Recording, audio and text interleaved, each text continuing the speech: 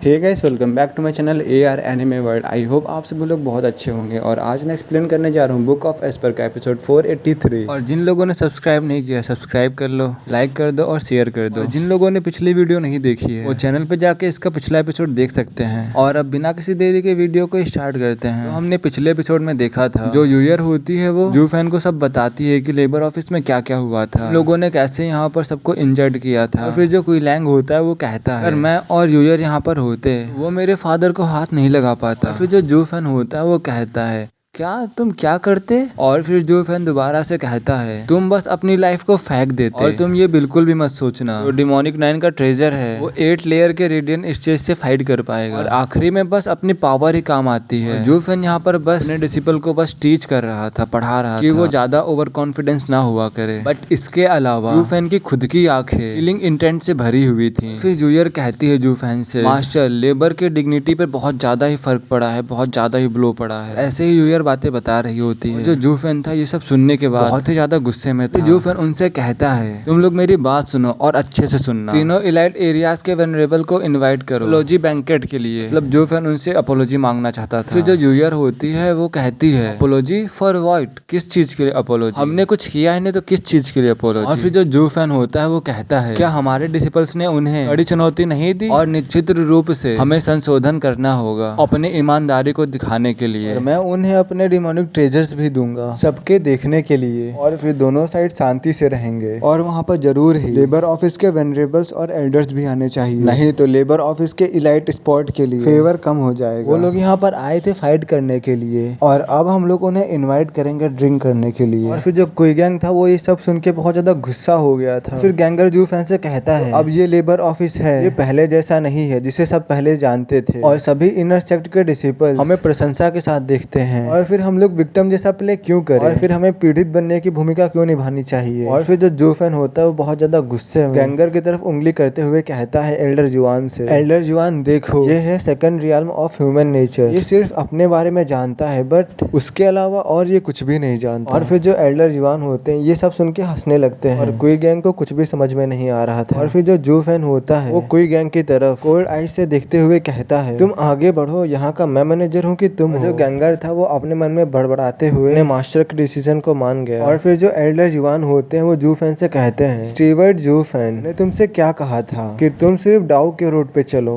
और तुम अभी भी अपने ओल्ड ट्रिक्स पर हो और जो बैंकेट का रंग है वो लाल होगा ये तो तय है। और फिर जो जू फैन होता है वो कहता है जितनी भी बुद्धिमानता है, जितनी भी विजडम है वो सिर्फ मेरे लिए काम करती है और जबकि इन सुअरों के लिए छोटी मोटी ट्रिक्स छोड़ दी जाती हैं। और मैंने अपना सर इतना नीचे रखा कि कोई इथेरियल स्टेज एक्सपर्ट दस्तक ना दे, मेरे पास ना आए। और अब मैं उन्हें रैट की एज भी ना दूंगा। और अब कोई भी अगर मुझे पुश करेगा तो वो अपने आप को 6 फीट जमीन के नीचे पाएगा। जो जू फैन की आंखें थी इस समय बहुत ही ज्यादा चमक रही थी और उसका शरीर एकदम बॉइल्ड हो रहा था ब्लड थर्स्ट के साथ। और जू फैन खून की प्यास में इतना उबल पड़ा कि दरवाजे के पास 2 डिसिपल जू फैन को देखकर कांपने लगे और ठंड से बेहोश हो गए। और एल्डर जुआन अपना सर हिलाते हैं और एल्डर जुआन कहते हैं यही है गुइहो और जू फैन के बीच का डिफरेंस। और फिर एल्डर जुआन जू फैन से कहते हैं फाइनली मैंने तुम्हें गुस्सा होते हुए देख लिया, इसका मतलब यह है कि तुम्हें अभी भी किसी चीज की चिंता है। हा जाओ जाओ वाइल्ड हो और अपने आप को बाहर नॉक करो।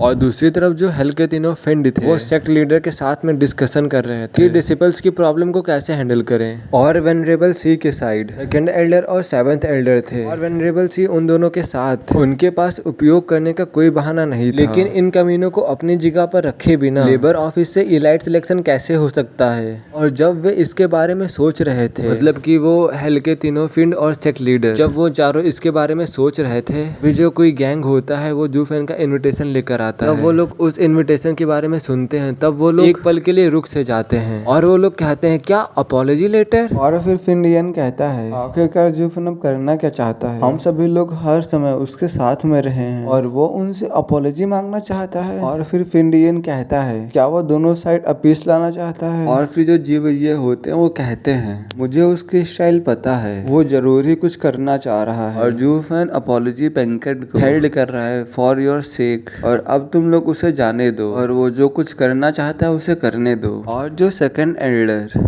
और सेवेंथ एल्डर है उनको भी बुलाना, हम उन ग्रैंड पास को भी मिसिंग नहीं कर सकते हैं ना। और ये कहकर हंसने लगते हैं हा हा। और फिर जो फिंड यंग होता है वो कहता है आखिरकार तुम्हारे साथ हुआ क्या और क्या तुम सच में अपनी टेंशन कम करना चाहते हो, और हमें इसके बाद यह देखना चाहिए कि उस लड़के को कैसे संभालना चाहिए। और फिर जो जीव ये होते हैं वो कहते हैं जब सब कुछ ठीक हो जाएगा तो फिर क्या संभालना, और अब इस मैटर को यहीं पे खत्म करो। और मैं बहुत ज्यादा क्यूरियस हो रहा हूँ कि वो लड़का इस मैटर को कैसे खत्म करेगा। और फिर यहीं पे सीन कट होता है और हमें गुइहू, कुइलैंग, टी यिंग और यूलिंग को दिखाया जाता है। वो लोग कहीं पर बैठे होते हैं और जो उस जगह के वेटर्स होते हैं वो उन्हें बहुत ज्यादा स्कैरी लुक और अवॉइड कर रहे थे। और फिर जो कुइलैंग होता है गुस्से में मेज पर मुक्का मारता है और कहता है आखिरकार जू फैन कर क्या रहा है वो गलत है और हम लोग यहाँ पर सुधार करने की कोशिश कर रहे हैं, और वो ये सब कुछ कर रहा है, ये बहुत ही ज्यादा अपमानजनक है। और फिर जो यूलिंग होती है वो कहती है मैंने अपने जीवन में कितने भी समझौता क्यों ना किए हों पर मैं इतने नीचे नहीं गिरी। और फिर जो टीइंग होता है वो कहता है तो फिर तुम यहाँ पर क्या कर रही हो और फिर तुम्हें यहाँ से जाना चाहिए। और फिर शायद जो यूलिंग होती है वो कहती है हम आखिरकार यहाँ से कैसे जा सकते हैं, हम यहाँ पर जू फैन के बुलाने के कारण आए हैं, उन्होंने हमारी बहुत ज्यादा ही मदद की है और इसीलिए हम उनका सम्मान करते हैं। और फिर ऐसे ही ये लोग आपस में और बातें करते हैं, और जब ये लोग ऐसी बातें कर रहे होते हैं फिर क्विगैंगर कहता है डैड सब लोग शांत हो जाओ, एल्डर्स और वेनरेबल्स अपने आउटर और इनर सेक्ट के डिसिपल्स के साथ यहाँ पर आ रहे हैं और आप लोग यहीं पर अपनी बातों को और अपने आप को होल्ड कर लो। और फिर जो कुइलैंग होता है वो अपनी आंखें सिकुड़कर कहता है यह तो बहुत ज्यादा है, उन बूढ़े लोगों ने हमें बुरा दिखाने के लिए उन्हें बुलाया है और ये हमारी लीस्ट प्रॉब्लम है, और वे हमें श्योर ही वे हमें शर्मिंदा करने के लिए और मजबूर करने के लिए कुछ ना कुछ तो घिनौना काम कर रहे हैं, और वे हमसे छुटकारा पाने के लिए कुछ बहानों को ढूंढ रहे हैं, जैसे कि उन्होंने उन दो इलाइट्स को भेजा था। और हम सबको अभी काम होना पड़ेगा, शांत होना पड़ेगा। और जो कुइलैंग था वो गुस्से में चिल्लाया और वापस बैठ गया। और जो वेनरेबल भाई थे उन चारों को देख रहे थे, और जो वेनरेबल की थे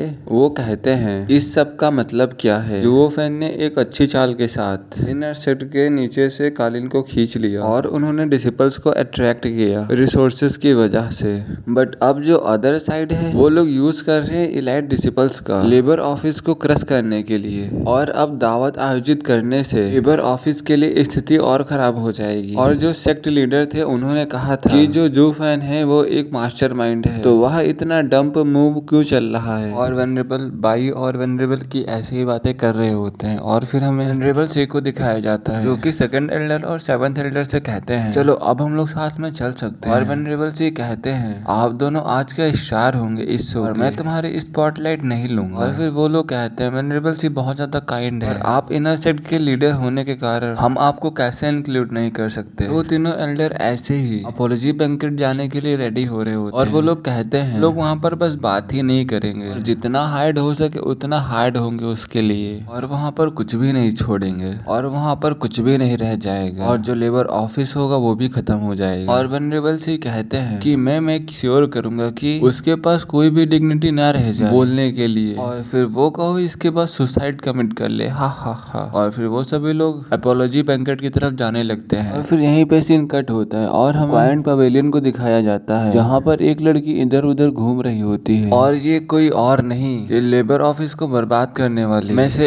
एक यू जुआन थी, और वो पानी के साथ खेल रही थी। और फिर वहाँ पर फिंड यंग आता है और फिर वो कहता है जूनियर सिस्टर यू जुआन आप बहुत ज्यादा रिफाइंड एंड एलिगेंट है, सुंदर है, और जैसे आप पानी में खेलती हैं। और जो यू जुआन होती है वो उसका मजाक उड़ाते हुए कहती है और क्या कहना है, जबकि मैं इतने लंबे समय से घर पर फंसी हुई हूँ, या तो मैं यहाँ से बाहर जाऊँ या तो मैं पागल हो जाऊँ। और एक हंसी के साथ ची फैंग उसके पास आए और उसके कानों में कुछ विस्पर किया, और जिससे कि जो यू जुबान थी वो भड़क उठी, और वो कहती है क्या तुम सच में अपने दादाजी का हलबर्ट लाए हो? और फिर चीफ एंग हंसते हुए कहता है, ग्रैंडपा ने इसे मुझे दिया है और उन्होंने सोचा था कि जो 3 बूढ़े कोट होंगे वो लोग कुछ ऐसा ही करेंगे और इसीलिए उन्होंने मुझे 7th ग्रेड का डिमोनिक ट्रेजर दे दिया। और ये हेवन पीसर किसी भी बैरियर को क्रश कर सकती है और उन ओल्ड कोट्स ने बैरियर को सेटअप किया होगा इलाइट एरिया के अराउंड। बट अब हम लोग वहाँ से आसानी से जा सकते हैं। युजुआन ये सब सुन के बहुत ज्यादा खुश हो गई थी और वो इधर उधर जंप करने लगी थी खुशी के मारे। और युजुआन कहती है जस्ट बैरियर को ब्लो कर दो और फिर हम लोग चलेंगे फन करने के लिए। और फिर चीफ एंग कहता है इतनी जल्दी किस बात की, अभी तक मैंने अपनी बात खत्म नहीं की है। और चीफ एंग कहता है हम लोग ऐसे घूमने बाहर नहीं जा रहे, ग्रैंडपा ने इसके साथ मुझे मिशन भी दिया है। और वो कहती है कौन सा मिशन मुझे बताओ। और फिर चीफ एंग होता है वो कहता है ज्यादा हार्ड नहीं दिया, बस ज्यादा वाइल्डर होना पड़ेगा इस टाइम। और क्या तुम्हें पता है उन ओल्ड कोट्स ने हमें यहाँ पर क्यों रोके रखा है, इस एरिया से इलाइट को बाहर जाना क्यों मना किया है। और फिर युजुआन पूछती है क्यों। और फिर चीफ एंग कहता है अगर मैं बताऊंगा तो तुम विश्वास नहीं करोगे। वैसे जो हम लोगों ने लेबर ऑफिस में जो कुछ किया था उसके बाद उन्होंने एक अपॉलॉजी बैंकेट हेल्ड किया है और जो हम दोनों के जो ग्रैंडपा है वो एक्सेप्ट करेंगे अपॉलॉजी को। और अगर हम लोग भी वहाँ जाएं और उन्हें हम लोग ह्यूमिलेट करें तो वो इस चीज को सहन नहीं कर पाएंगे और फिर हमारे ग्रैंडपा को एक्सक्यूज मिल जाएगा जिससे कि वो लेबर ऑफिस को क्रश कर सकेंगे। और फिर जब युजुआन ये सब कुछ सुनती है चीफ एंग से कहती है आखिरकार अब हम लोग किस चीज का इंतजार कर रहे हैं, चलो चलते हैं। जब वो लोग बैरियर की तरफ जा रहे थे उनके हेड के ऊपर कोई रिबन से अटैक कर देता है। वो लोग पैनिक हो जाते हैं और बहुत मुश्किल से डॉज करते हैं। और वहाँ पर ये सब कुछ एक लड़की ने किया होता है, वो बहुत ज्यादा एकदम डेडली और कोल्ड लग रही होती है। वो कहती है जो इलाइट एरिया है वो सील्ड है और कोई भी यहाँ पर ना ही तो आ सकता है और ना ही तो यहाँ से बाहर जा सकता है, और स्पेशली तुम दोनों के लिए। और फिर जो वो दोनों होते हैं वो कहते हैं ओह सीनियर सिस्टर बाइलुआन आप। युजुआन बाइलियान का मजाक उड़ाते हुए कहती है तो आप हैं, मैंने सोचा था कि कोई इम्पोर्टेंट पर्सन होगा। जिस तरह मेरे ग्रैंडपा ने वेनरेबल बाई को हैंडल किया, अब वेनरेबल बाई इस चीज को हैंडल नहीं कर पा रहे हैं, इसी तरह तुम भी मुझे नहीं छू सकती हो। और फिर यहीं पे वाला एपिसोड खत्म होता है। अब हम लोग आगे देखेंगे लोग आपस में लड़ाई करने लगते हैं और फिर कुछ टाइम के बाद जो जू फैन होता है यहाँ पर आता है और पूरे इलाइट एरियाज के डिसिपल्स को अकेले चैलेंज दे देता है। फिर अब मिलते हैं नेक्स्ट एपिसोड में, तब तक के लिए बाय बाय।